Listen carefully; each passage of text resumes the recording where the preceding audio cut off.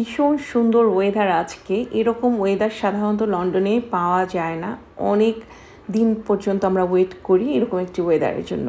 তো দুজন মিলে ঠিক করলাম লন্ডনের বাইরে কোথাও ঘুরতে যাব। শহরটাতে আজকে ঘুরতে যাব, সেখানে আমাদের আরেকটা কাজ আছে। তো একই সাথে রথ দেখা হলো, কলাও বেচা হলো। তো চলুন আমাদের সাথে আপনারাও ঘুরে আসবেন।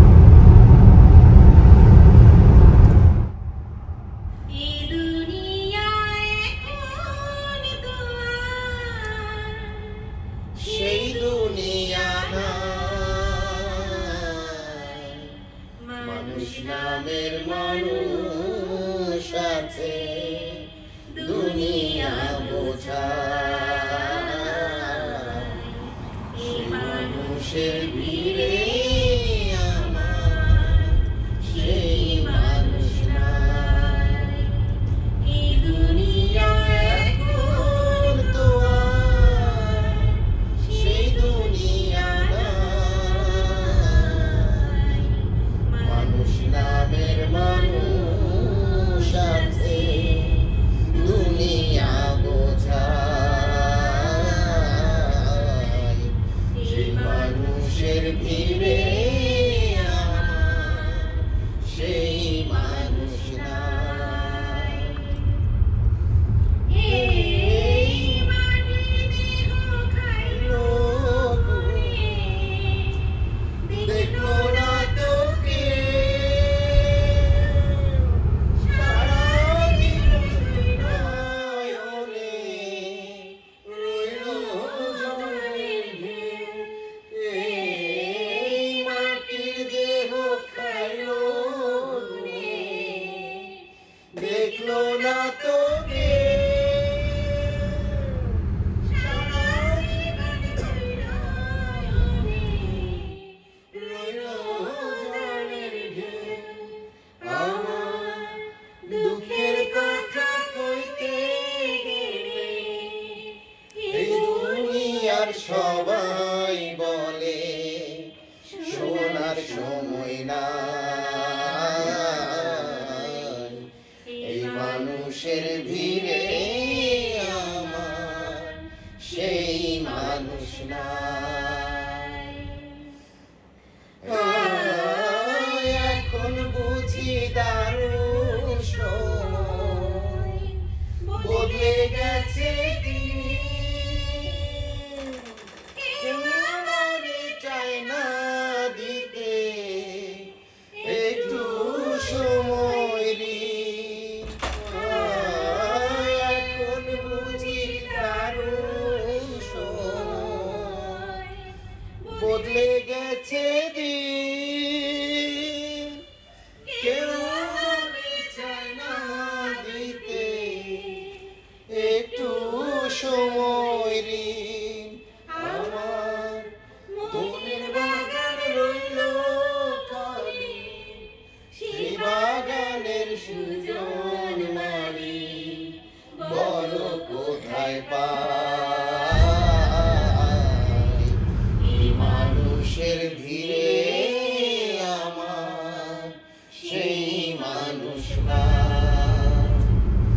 এই দুনিয়া এখন তো আর সেই দুনিয়া নাই।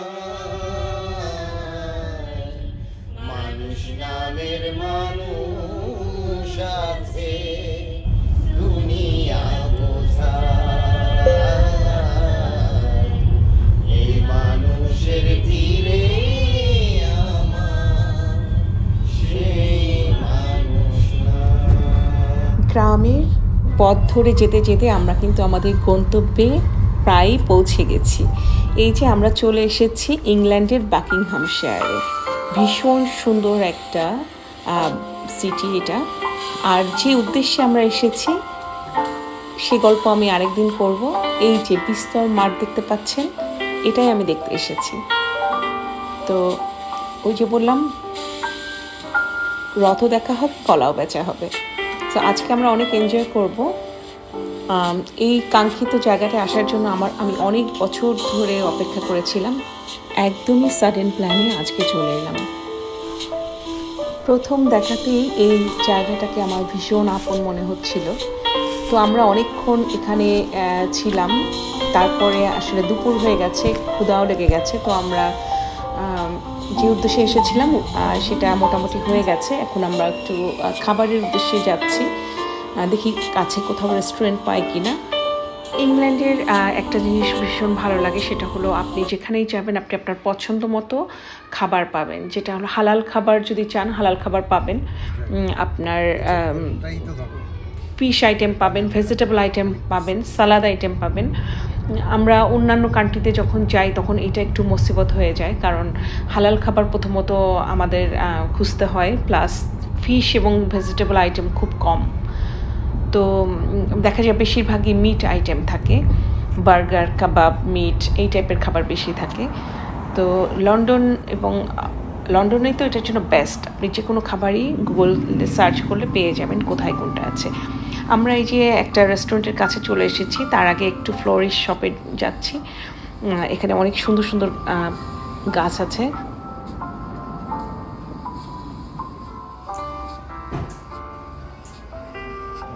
এই শপের নেক্সট ডোরটাই ছিল রেস্টুরেন্ট, এই যে টার্কিশ হালাল রেস্টুরেন্ট। সো আমরা এখানেই খেয়ে নিচ্ছি, অর্ডার করে দিচ্ছি আমরা কোনটা কোনটা খেতে চাই। আমার কাছে টার্কিশ ফুড ভালো লাগে, আমি পছন্দ করি। আমার হাজব্যান্ড যদিও একটু মিট চিকেন আইটেম কম খায়, তারপরও এখানে সালাদ খুব ভালো পাওয়া যায় টার্কি শপে, তো সে সালাদ অর্ডার করেছে এবং টার্কি শপের রাইসটাও সে পছন্দ করে।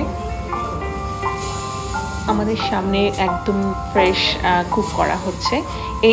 এই জিনিসটা আমার ভালো লাগে যে আপনি যখন অর্ডার করবেন আপনার সামনে ফ্রেশলি কুক করে দেওয়া হচ্ছে, দ্যাট মিনস একদম ফ্রেশ ফ্লেভারটা পাচ্ছেন। সুন্দর ছিমছাম একটা রেস্টুরেন্ট, খুব সুন্দর ডেকোরেশন করা, দেখলেই বুঝতে পারছেন।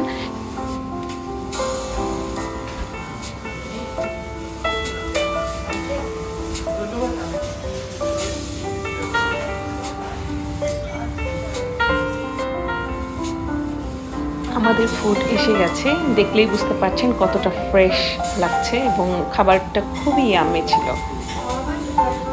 ইসরা অনেক সাফরান ইউজ করে, তো রাইসের উপরে দেখতেই পাচ্ছেন অনেক সাফরান ছিল, যেটার জন্য রাইস থেকে একটা খুব সুন্দর ফ্লেভার আসছিল।